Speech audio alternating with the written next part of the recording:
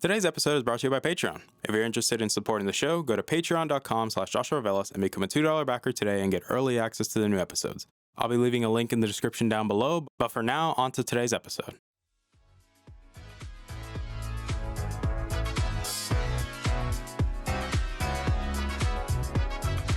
You're listening to the Augment Experience podcast. I'm your host, as usual, Joshua Velas.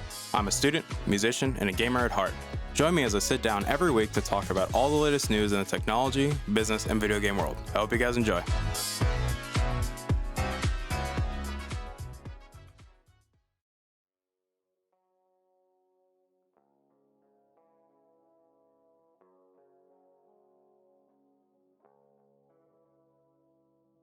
Alright everybody, welcome back to the show. My name is Joshua Velas. I'm your host as usual, and obviously welcome back to the show. Today's episode 225 of the show, and before we get started, we're just going to do a bit of house cleaning quick, because, well, you guys know we like to do it around here, and it only makes sense that we do it, so let's just get on with the house cleaning. I do want to say thank you guys for coming back and listening to today's episode. It does mean a lot to me, guys, constantly take time in your days to download these episodes, to show these episodes, to constantly keep letting me know how you feel, whether you like my stupid face or my opinions or not. So at the end of the day, really appreciate you all, and thank you guys for coming back and listening, because I know some of you guys like watching the video versions, because you know, you like video versions more. Some of you prefer to just listen to the audio version. At the end of the day, I greatly appreciate it because you're still supporting the show. So thank you for that. Also, thank you to the Patreon backers for supporting the show. You guys are greatly appreciated, and I love you guys to absolute death. So this episode comes at a very interesting time, given the fact that, one, at the time of this recording, and also the day this episode goes live, it is Prime Day. Or Prime Days.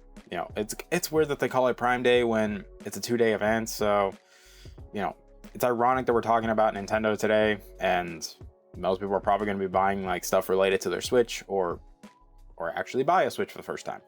So if any of that responds to you, then hey, I think this news brief, or I would say more of an announcement of a new subscription service coming to Nintendo, is very interesting because in many ways, this service has a good amount of implications, but it's also a weird move for Nintendo in many ways, because let's be honest here, guys. We know Nintendo is not necessarily the most consumer-friendly company. Let's be honest here. We know how this company is. We know that they can be a bunch of douche canoes, to be, you know, to put it politely. But this actually ended up being kind of cool, the fact that they did something like this, or at least begin the process of releasing this new subscription. It started, so let me give this brief right off the jump. It's only in Japan for right now, but the expectation is that it will move over to other markets. It just makes sense that they want to start in Japan, Nintendo's home country, so start from there. And then realistically, they're going to probably come to the US because NOA, or Nintendo of America, is one of the big brands, so it's gonna probably come to other regions in the world. It's just right now it's exclusive to Japan. However, we should still talk about it because, one, it's interesting. Two, there's a lot of implications for this. And three, why not? Even though we're kind of late, but I still have my thoughts about it. So let's talk about it. So you're probably wondering, what am I talking about right now? So just a little brief, let's get the name out there. The way that this was said, and based on the article that I have pulled up here as well, it's basically says on July 1st, so start of this month, Nintendo announces Wide Care Switch subscription. So Wide Care is a very interesting, like the way that I've always described it when I've had conversations with people about this service is that it reminds me of Apple Care. However, it's more lenient and more flexible and not as, how would you say, restrictive as Apple Care is. Because if any of you guys have experience with Apple Care, you know, one, they give you 60 days at the purchase of a brand new product to get Apple Care. Two, they are very stingy when it comes to certain repairs. Prime example, battery repairs. Like, yes, battery repairs are included, and if you have Apple Care, it's free. However, if you do it through Apple, they're gonna be stingy about it because, like, look, your battery percentage isn't at a good amount. So, like, even if your battery degraded to, like, say, in the couple 6 months, degraded to 85%, they still would not do it because your battery hasn't hit 80%, even though I did it. Like, if you don't have Apple Care, like, granted, they're like, oh, you're at 83, yeah, we'll, you know, take $70 from you, no questions asked. And I'm like, but when it comes to Apple Care, they're more stingy, and especially with like certain repairs, they're going to be more stingy about it. So what makes this interesting based on the implications is, one, it is cheaper than AppleCare. It is actually cheaper than a lot of repair subscriptions if you count like, you know, excluding like Amazon and stuff where you like purchase stuff, like purchase warranties and stuff like that.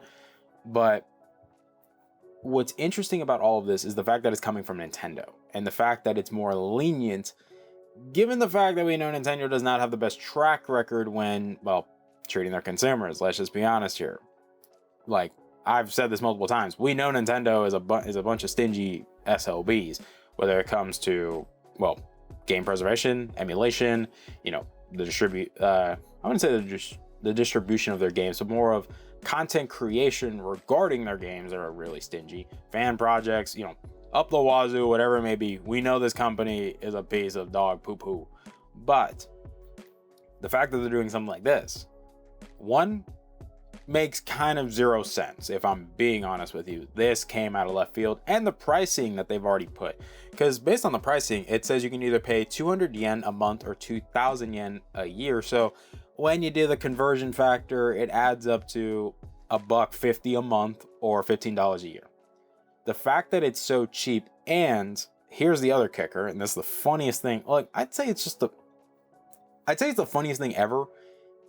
This is where I say it makes zero sense. The fact that Nintendo is letting you get the subscription at any point of the ownership of your Switch, period. So you could have the OG Switch that came out in, like, what, 2017, 2018? Well, actually, I think, yeah, it is 2017, I think. Yeah, 2017. You can have that Switch, and you can buy the wide care, like, obviously, if you're in Japan, you can buy it right now, and you would be covered. And you would also be covered even if you buy it if your thing is damaged. And this is where I'm very interested on what Nintendo is trying to get at with here. Like, I get it. We know the long-term plan of Nintendo is they want you to get in their ecosystem. That's the big overarching theme for every every console manufacturer, like Xbox, PlayStation, Nintendo. They obviously want you in their ecosystem. Sony wants you in their ecosystem, in the PlayStation ecosystem. Microsoft obviously wants you in the Xbox ecosystem, whether that be PC gaming, Xbox, mobile gaming, cloud gaming. They want you in this ecosystem because they're going to get money off you either way, primarily with Game Pass and stuff like that. Nintendo, they obviously want you to be in their ecosystem. So, like, buy the Switch, buy their accessories, buy their games, you know, buy their subscription services, you know, make a Nintendo account, stuff like that. So it's all linked. That's why they made the Nintendo account and moved everything over to this new, like, the Nintendo account format, so that your progress would carry with you throughout, you know, it would just keep going with you. In many ways, I find this interesting that Nintendo is doing this. And also the fact that they're super flexible, because based on the conversion, it even says right here that it says, damn it, you can fix Switch systems. So it says, fix a Switch system up to 6 times a year, and that covers about, you know, 100,000 yen. So, like, or damages up to 100,000 yen, which if you do the conversion factor, it's like what, like, I think it's like close to like 700 something, like somewhere in that range, $600-$700, somewhere in that range, because I just don't know the conversion factor off my head. But they even mention here that based on what it says, that you can repair the Joy-Cons. You can do 2 full console repairs a year. So with the service, you can do full 2 console repairs, or you can do Joy-Con repairs. Because here's what makes this also interesting. Nintendo knows there's an issue with Joy-Cons, like the Joy-Con drift. Like, this has been well known. This has been documented for years. There's class action lawsuits against this crap. And this is Nintendo is coming out and saying, look, we include Joy-Con repairs in this sucker. So you can obviously get what they're saying with the repairs, that you can get, you know, full system repairs, you know, screen repairs, Joy-Con repairs, dock repairs, power adapter repairs. Like, if you get water damage in this thing, they'll repair it. And it's just like, people were genuinely curious. Like, there's so many questions that can go into this. I'm just being honest with you. There's so many questions that people have. Like, prime example, are the Pro controllers included? Are other accessories included? Like, what is included in the repair service? Which, you know, it's still kind of here and there, but we know that the main things are obviously like the console, the dock, the power adapter, the Joy-Cons. Most people are probably going to be buying this for the Joy-Cons. Like, let's be honest here, guys. Realistically, $15 a year, and you can get 6 repairs, like up to 6 repairs for your Joy-Cons a year. I think a lot of people are mostly going to be using that because, let's be real, the Joy-Cons are the most prone to issues. Joy-Con drift's kind of a thing, guys. Let's not pretend that it's fake, that it's only a small amount of people. Like, personally, I haven't had it, or I haven't noticed it so far. So, fingers crossed. I also don't use my Joy-Cons a lot since I prefer using my Pro Controller. The only exception is whenever I use my Switch OLED in handheld mode, and we go from there. But here, transitioning onto that, this does cover the regular Redbox Switch, the OLED, and the Lite model. So I'm glad that they'll at least have all of those together. So what are the implications for all of this? Because let's be real, as we said this multiple times throughout the conversation here, Nintendo ain't necessarily the most consumer-friendly company. So why in God's green earth are they doing this now? I have some ideas, personally. I think it's to help build, goodwill with consumers, because this is a consumer-friendly move, especially one, with how lenient they are, two, the pricing scheme, the fact that it's cheaper than, say competitors like AppleCare and stuff like that, where AppleCare, like, depending on your product, depending on your item, it can either be $4 a month, or, even for MacBooks, it's like, what, like $60, $100 something a year, and like around like almost $200 a year, depending on the MacBook that you buy. So the fact that Nintendo is doing this and giving you so many repairs throughout the year, it's just like, huh? Like, it makes sense. Nintendo obviously wants their, they know that they want to keep maintaining this system, because let's be real, the Switch brand is powerful. Like, we know the Switch brand sells, it moves product. Let's be real here, guys. There's over 100 million of these suckers sold. Do you honestly think Nintendo is not going to take advantage of it? They know that there's so many people that own the system. They want people to keep buying the system. The Switch brand was a runaway success. The fact that it's almost close to, I think it already almost, isn't it about to sell out the DS, or it already has? Like, the fact that it's on track to basically be Nintendo's best system of all time, like in terms of revenue and sales. Game library, we can debate that, because the DS library has some incredible stuff. The Wii has some incredible stuff. The GameCube, there's like a couple gems in there, let's be honest here, guys. But you get what I'm getting at. The fact that Nintendo is doing this, to me, it makes a lot of logical sense, but it's also, this is Nintendo we're talking about here. Now, here's the other big issue we're dealing with. The fact that it's only in Japan. My concern is going to be when this, or if it ever gets moved over to other regions, how is this going to be handled, and how is Nintendo going to, it makes sense why they're increasing their, like, I'd say raw materials cost, and why they bought so much raw materials, because they're ramping up this service. My concern is going to be, how are they going to handle this, especially when it comes to, say, like America or the UK and like other big, I'd say other big markets for them. This is where it's going to be interesting to see how this is handled, because let's be honest here, guys. I hope that whoever is doing the repairs and stuff like that are treated well. Let's also be mindful, this is a giant company, and maybe ethics ain't necessarily at the top of Nintendo's list for some of this stuff. So my concern is going to be for the repair specialists and stuff that are going to be, repairing the systems or doing stuff like this and dealing, and, even people dealing with the claims and stuff like that. So in many ways, it's going to be interesting. I'm being honest with you. This is going to be interesting. But I'm curious to see what Nintendo does and how they handle this. Like, to be honest, I'm not going to be surprised if this ends up being a runaway success. I'm just being honest with you. I personally think this is going to be a runaway success. But we just have to wait and see. I think in Japan, a lot of people are going to buy this, especially for the price, like $1.50 a month. Like, let's be real, guys. Most people that own the Switch are going to get the subscription 100%. This isn't like the N64 expansion pack where I debate the value of that. And I think that was, I don't think it's that. It's not that. I think we could go into a rant about Nintendo subscription services and stuff like that. We can do that another time. I think for now, when we're ranking the systems, like online, Nintendo's online is doo-doo dog water. They really should improve their infrastructure, especially with their competitors having a better understanding, and kind of gave them the blueprint for free of how to do this properly, and they still haven't listened because Nintendo's stubborn as bulls and they want to be unique. I'm like, hey homie, you can be unique, but if something's currently winning and doing, someone kind of set the bar and the standard for how to handle this stuff, you should probably, take the hands. But I think in terms of repair service, this is great. And to be honest, the implications for this could be incredible, especially if, say, Microsoft and Sony consider doing something like this. I personally think this would be interesting if this pushes, say, Microsoft or Sony to implement this with their current consoles, because yes, they are selling well, but I also think this would be well appreciated for people that have these systems for a long period of time. Like, and they got the capital to do it. Like, let's be real, Microsoft's got more money than Nintendo. Sony's definitely got more money than Nintendo. And you mean to tell me they still can't figure out something like this? Like, my hope is that this eventually leads to Microsoft and Sony to incorporate a service like this in their systems. Maybe not, they probably might do it as cheap, but at least offer something like this, because people tend to keep their consoles for a long period of time. That's just objective fact. You don't believe me?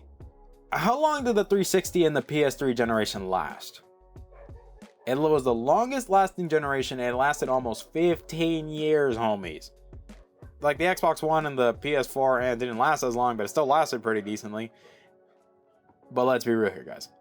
I think people want this repair service. I think this is going to be an instant buy for every Switch owner, current, past, well, I'd say current and future owners. This is going to be a must-have, no matter what. Like, I recommend buying this personally when it comes to the States. If you're in Japan, you probably already have this, and you're probably, you probably already talked about everything that I just mentioned right now.